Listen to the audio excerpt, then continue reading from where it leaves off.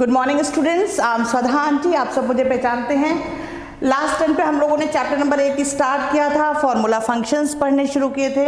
और आप सबको याद होगा फॉर्मूला फंक्शंस में मैंने आपको पहले पार्ट में बताया था कि फॉर्मूला क्या होता है, फॉर्मूला कैसे लिखते हैं, फॉर्मूला लिखने के एलिमेंट्स क्या होते हैं। उसके बाद मैंने सेकेंड पार्ट में आपको बताया कि फंक्शंस क्या होते हैं, फंक्शंस कितने टाइप के हैं, कितने टाइप के फंक्शंस आपके कोर्स में हैं। और अब हम फॉर्मूला और फंक्शंस को छोड़ करके पार्ट 3 पे आ रहे हैं, जो है चार्ट एंड चार्ट टाइप्स। तो सबसे पहले हम ये समझते हैं ये चार्ट क्या है। अभी तक जो भी आप डेटा लिख रहे थे या जो भी डेटा आप यूज़र के साथ शेयर कर रहे थे, वो डेटा आप शेयर कर रहे थे टेबल के फॉर्म में, जहाँ पे आपका डेटा लिखा हुआ था रोज और कॉलम्स के फॉर्म में, है ना। लेकिन अगर मान लीजिए कोई भी व्यक्ति ऐसा है जो उन डेटा को टैबुलर फॉर्म में पढ़ करके एनालाइज नहीं कर सकता है, लेकिन अगर आप उसको किसी डायग्राम के फॉर्म में दिखा दें तो वो उसे देख के समझ सकता है, तो उसके लिए आसानी हो जाएगी। तो इसी काम को करने के लिए क्या बनाए गए, चार्ट बनाए गए। तो किसी भी डेटा का जो ग्राफिकल इंटरप्रिटेशन था वो क्या कहलाया, चार्ट कहलाया।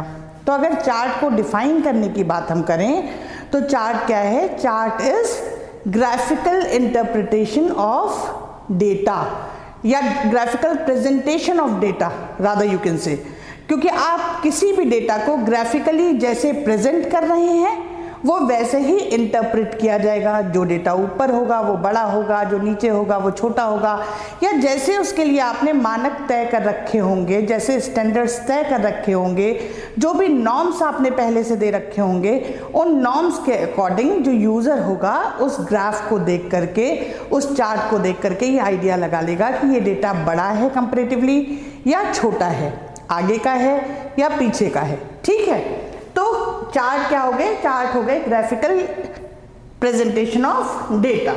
अब ये चार्ट कितने टाइप के हैं, ये चार्ट बड़े सारे टाइप के हैं। पहला है कॉलम चार्ट, आप सारे लोग नोट करते चलेंगे। ये पहला है कॉलम चार्ट, दूसरा है लाइन चार्ट, तीसरा पाई चार्ट, चौथा बार चार्ट, पांचवा एरिया चार्ट, छठा एक्स वाई चार्ट, इसको स्कैटर चार्ट भी बोलते हैं एक्स वाई चार्ट को, तो आप नोट कर लें कि ये स्कैटर चार्ट भी है।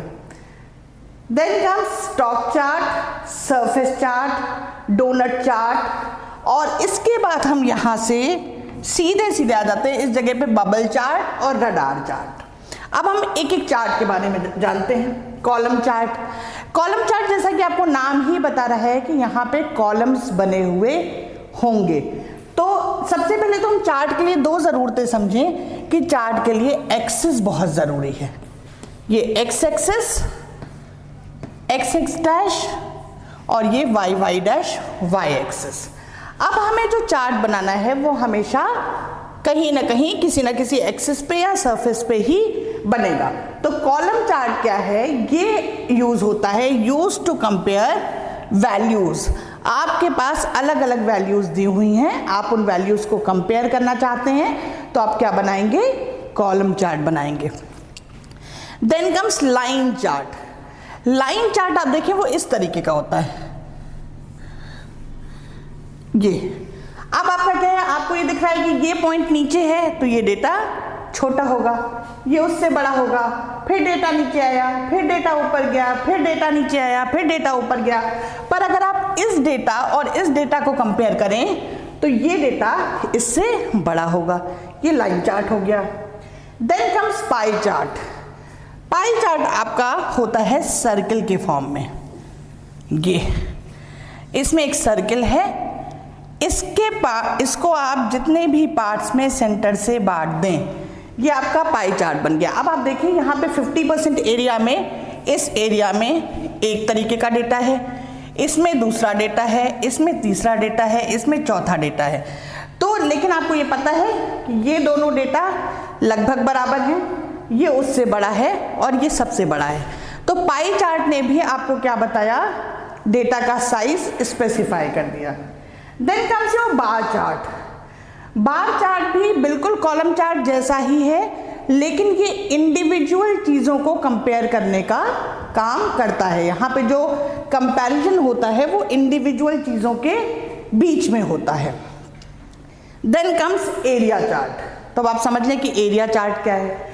एरिया चार्ट ये बिल्कुल लाइन चार्ट जैसा है, लेकिन हम इसके दोनों एंड पॉइंट्स को एक्सिस पे गिरा लेते हैं और ये जो नीचे का एरिया होता है ये डेटा को रिप्रेजेंट करता है, ठीक है।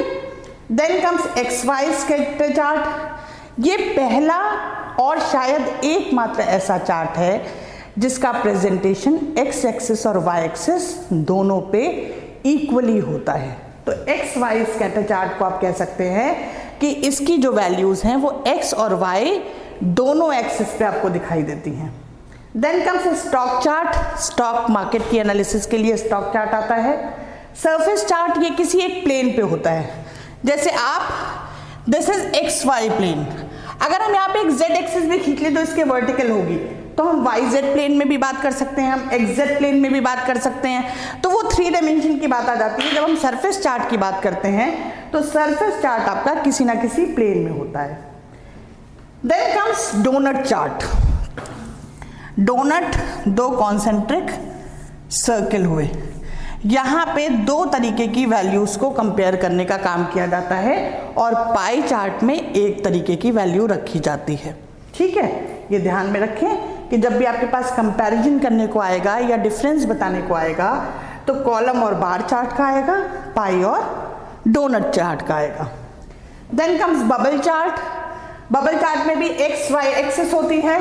एक्स एक्सिस के डिफरेंस में हम वाई पे बबल्स बनाते हैं, तो ये हो गया आपका बबल चार्ट।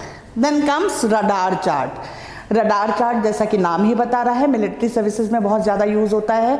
जब हम किसी भी रडार का डेटा ले रहे होते हैं तो हम वहाँ रडार चार्ट का यूज़ करते हैं, ठीक है। तो ये आपके चार्ट और चार्ट के टाइप्स थे। ये 11वां टाइप बहुत इंपॉर्टेंट है। इसमें कुछ के बीच में डिफरेंसेस पूछे जाते हैं, कुछ के बीच में कंपैरिजन पूछा जाता है। कई बार पूछ लिया जाता है एक्स वाई स्कैटर चार्ट क्या है, या किस चार्ट की बोथ एक्सिस पे हम अपनी वैल्यूज शो करते हैं। तो आप हमेशा बताएंगे कि एक्स वाई चार्ट पे करते हैं।